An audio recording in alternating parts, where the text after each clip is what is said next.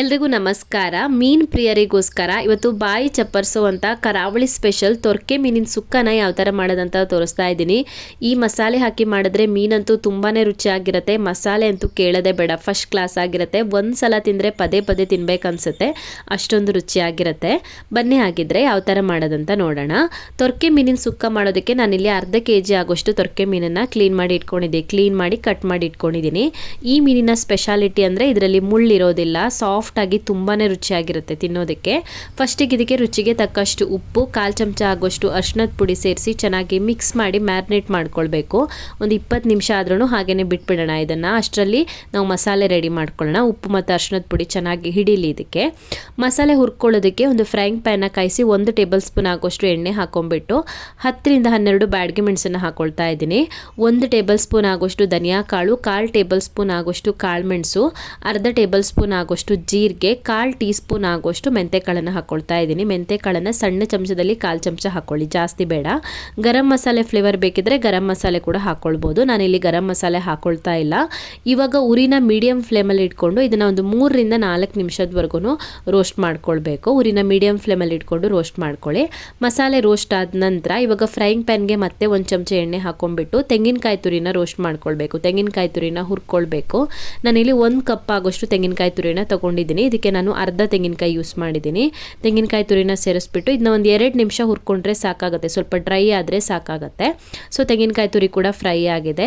ನಾವು ಹುರ್ಕೊಂಡಿರುವಂಥ ಮಸಾಲೆ ತಣ್ಣದಾದ ನಂತರ ಮಿಕ್ಸಿ ಹಾಕೊಂಡ್ಬಿಟ್ಟು 1 ಈರುಳ್ಳಿ ಹಾಕೊಂಡಿದ್ದೀನಿ, 2 ಎಸ್ಲಾಗೋಷ್ಟು ಬೆಳ್ಳುಳ್ಳಿ, ಅರ್ಧ ಇಂಚ್ ಆಗೋಷ್ಟು ಶುಂಠಿ, ಸ್ವಲ್ಪ ಹುಣಸೆ ಹಣ್ಣನ್ನು ಹಾಕೊಳ್ಬೇಕು. ಹಾಗೆಯೇ 1/4 ಚಮಚ ಆಗೋಷ್ಟು ಅರಿಶಿಣದ ಪುಡಿನ ಸೇರಿಸ್ಕೊಳ್ಬೇಕು. ಇವಾಗ ಇದಕ್ಕೆ ರುಬ್ಬೋದಕ್ಕೆ ಬೇಕಾಗೋಷ್ಟು ನೀರನ್ನು ಹಾಕಿ ನುಣ್ಣಗೆ ರುಬ್ಕೊಳ್ಬೇಕು. ಸೊ ನಾನು ಮಸಾಲೆನ ರುಬ್ಬಿಟ್ಟು ತೊಗೊಂಡು ಬಂದಿದ್ದೀನಿ. ಇವಾಗ ನಾವು ಹುರಿದಿಟ್ಕೊಂಡಿರುವಂಥ ತೆಂಗಿನಕಾಯಿ ತುರಿನ ಸ್ವಲ್ಪ ಗ್ರೈಂಡ್ ಮಾಡ್ಕೊಳ್ಳೋಣ. ತೆಂಗಿನಕಾಯಿ ತುರಿನ ಗ್ರೈಂಡ್ ಮಾಡ್ದೇ ಹಾಗೇ ಹಾಕ್ಬೋದು ಅಥವಾ ಗ್ರೈಂಡ್ ಮಾಡಿ ಕೂಡ ಹಾಕ್ಕೊಳ್ಬೋದು. ತೆಂಗಿನಕಾಯಿ ತುರಿ ತಣ್ಣದಾದ ನಂತರ ಮಿಕ್ಸಿ ಜಾರಿಗೆ ಹಾಕ್ಬಿಟ್ಟು ಒಂದು 2 ಸುತ್ತು ತಿರುಗಿಸ್ಕೊಂಡ್ರೆ ಸಾಕಾಗುತ್ತೆ. ನೀರೇನು ಹಾಕೋದು ಬೇಡ, ಡ್ರೈ ಆಗಿನೇ ರುಬ್ಕೊಳ್ಳಿ. ಒಂದು 2 ಸುತ್ತು ತಿರುಗಿಸಿಟ್ಕೊಳ್ಳಿ. ಹಾಗೆ ಹಾಕಿದ್ರೂ ಕೂಡ ಪರವಾಗಿಲ್ಲ. ಇವಾಗ ಒಂದು ಫ್ರೈಯಿಂಗ್ ಪ್ಯಾನ್ ಅಥವಾ ದಪ್ಪ ತಳ ಇರುವಂಥ ಪಾತ್ರೆನ ಕಾಯಿಸ್ಬಿಟ್ಟು ಅದಕ್ಕೆ 3 ರಿಂದ 4 ಟೇಬಲ್ ಸ್ಪೂನ್ ಆಗೋಷ್ಟು ತೆಂಗಿನ ಎಣ್ಣೆ ಹಾಕ್ಕೊಳ್ಬೇಕು. ತೆಂಗಿನ ಎಣ್ಣೆ ಹಾಕಿದ್ರೆ ಚೆನ್ನಾಗಾಗುತ್ತೆ, ಬೇರೆ ಎಣ್ಣೆ ಆದ್ರೂ ಪರವಾಗಿಲ್ಲ. ಎಣ್ಣೆ ಕಾದ ನಂತರ ಸ್ವಲ್ಪ ಕರಿಬೇವಿನ ಎಲೆಗಳನ್ನು ಹಾಕ್ಕೊಳ್ಬೇಕು. ಒಂದು 5-6 ಎಸ್ಲಾಗೋಷ್ಟು ಬೆಳ್ಳುಳ್ಳಿನ ಜಜ್ಜಿ ಹಾಕ್ಕೊಳ್ಬೇಕು. 2 ರಿಂದ 3 ಹಸಿ ಮೆಣಸಿನ್ಕಾಯಿ ಮತ್ತು 2 ಚೆನ್ನಾಗಿ ಹೆಚ್ಚಿರುವಂಥ ಈರುಳ್ಳಿನ ಹಾಕ್ಕೊಳ್ತಾ ಇದ್ದೀನಿ. ಈರುಳ್ಳಿ ಸ್ವಲ್ಪ ಸಾಫ್ಟ್ ಆಗಬೇಕು, ಅಲ್ಲಿವರೆಗೂ ಫ್ರೈ ಮಾಡ್ಕೊಳ್ಳಿ. ಒಂದು 2 ನಿಮಿಷದವರೆಗೂ ಫ್ರೈ ಮಾಡಿಕೊಂಡ್ರೆ ಸಾಕಾಗುತ್ತೆ. ಈರುಳ್ಳಿ ಮೆತ್ತಗಾಗ್ತಿದ್ದ ಹಾಗೆಯೇ ಇದಕ್ಕೆ ಇವಾಗ ಮಸಾಲೆನ ಹಾಕ್ಕೊಳ್ಬೇಕು. ನಾವು ರುಬ್ಬಿಟ್ಕೊಂಡಿರುವಂಥ ಮಸಾಲೆನ ಹಾಕ್ಕೊಳ್ಬೇಕು.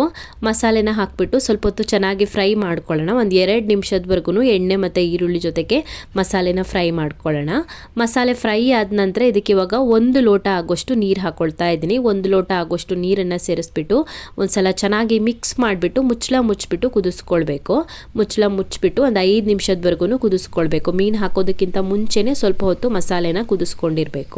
ಮಸಾಲೆ ಒಂದ್ಸಲ ಚೆನ್ನಾಗಿ ಕುದ್ದಾದ ನಂತರ ಇದಕ್ಕೆ ಇವಾಗ ನಾವು ಉಪ್ಪು ಮತ್ತು ಅರಿಶಿಣದ ಪುಡಿ ಸೇರಿಸಿ ಮ್ಯಾರಿನೇಟ್ ಮಾಡಿಟ್ಕೊಂಡಿದ್ದೀವಲ್ವ ತೊರಕೆ ಮೀನು, ಅದನ್ನು ಹಾಕ್ಕೊಳ್ತಾ ಇದ್ದೀನಿ. ತೊರಕೆ ಮೀನನ್ನು ಸೇರಿಸ್ಬಿಟ್ಟು ಒಂದ್ಸಲ ಚೆನ್ನಾಗಿ ಮಿಕ್ಸ್ ಮಾಡ್ಕೊಳ್ಳಿ.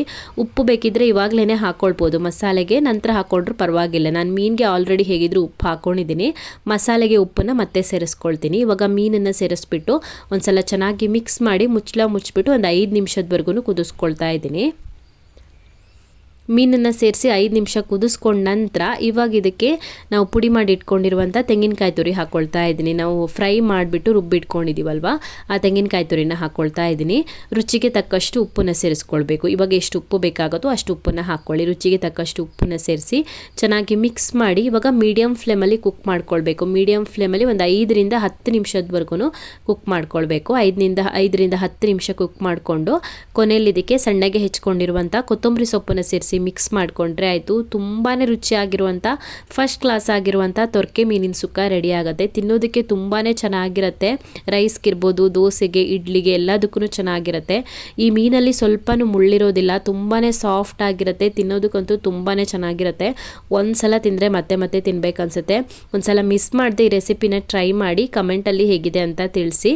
ಇನ್ನು ಹೆಚ್ಚಿನ ವಿಡಿಯೋಗಳಿಗೆ ನನ್ನ ಯೂಟ್ಯೂಬ್ ಚಾನಲನ್ನು ಸಬ್ಸ್ಕ್ರೈಬ್ ಮಾಡ್ಕೊಳ್ಳಿ. ಹಾಗೆಯೇ ನನ್ನನ್ನು ಫಾಲೋ ಮಾಡೋದನ್ನು ಮರಿಬೇಡಿ.